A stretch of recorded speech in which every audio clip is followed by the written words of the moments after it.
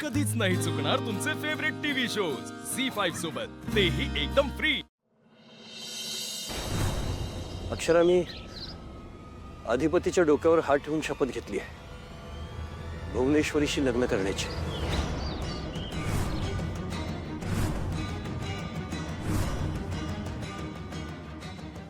बाबा तुम्ही असं करायला नको होतं। असं का केलं बाबा तुम्ही? त्यांना जे हवंय तेच केलं। आता त्यांना कळलं असेल की आपण असं वागलं म्हटल्यावर आपल्याला हवं ते मिळतं। बाबा आता त्यांना कळून चुकलंय की आपल्या मुलाचा संसार उधळल्यावर हा माणूस नमतं घेतो। तुम्ही हत्यार दिलं बाबा त्यांच्या हातात। मी दुसरं काय करणार अक्षरा? मी तुम्हा दोघांना एकत्र कसं आणणार आहे? अहो पण बाबा आम्ही एकत्र नसलो तरी आमचं प्रेम आहे एकमेकांवर। अक्षरा, प्रेम आहे म्हणून तर तुम्ही दोघांनी एकत्र राहायला हवं ना। हे काय केलं तुम्ही बाबा?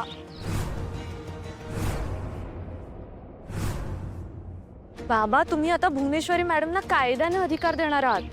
आधी त्यांच्याकडे कुठलेच अधिकार नव्हते तर त्यांनी एवढं केलंय। आता बायकोचा अधिकार मिळाल्यावर ते काय करतील बाबा? अक्षरा, पण सगळे अधिकार तिनं आधीच बळकावलेले होते ना। पण मी फक्त तुम्हा दोघांचा विचार केलाय आता।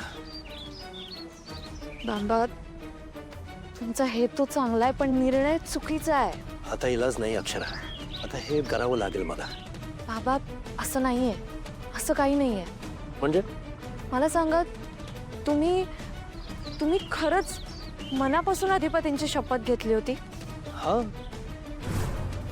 हा, म्हणजे भुवनेश्वरीने माझ्याकडून आधी जे सगळं वधवून घेतलं की हे कारस्थान नाहीये वगैरे, तेव्हा मी अधिपतीच्या डोक्यावरती हात ठेवून शपथ घेतली।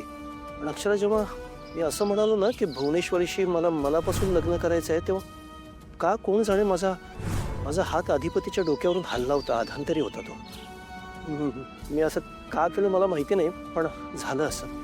बाबा म्हणजे खरं तर तुम्ही शपथ नाही घेतली अधिपतींची?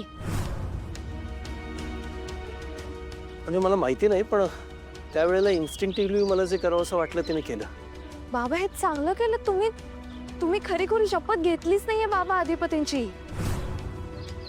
तुमची शपथ खोटी होती बरोबर, म्हणजे ती शपथ पूर्ण करण्यासाठी तुम्ही बांधील नाही आहात। याने काय होणार? मी सगळ्यांसमोर कबूल करून तर बसलोय। अक्षरा, मी जर आता माघार घेतली ना तर त्याचा परिणाम थेट तुमच्या नात्यावर होईल। मी जर माघार घेतली तर भुवनेश्वरी या जन्मात तुम्हा दोघांना एकत्र येऊ देणार नाही। आता हे नाही करता येणार मला आता लग्नाला नाही म्हणता येणार नाहीये।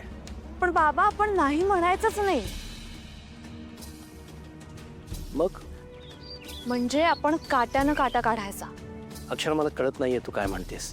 हे बघा, भुवनेश्वरी मॅडम आतल्या गाठीच्या आहेत। त्या नेहमी 4 पावलं पुढचा विचार करतात पण वाकडा विचार करतात। आता आपण त्यांना त्यांच्याच पद्धतीनं नमवायचं।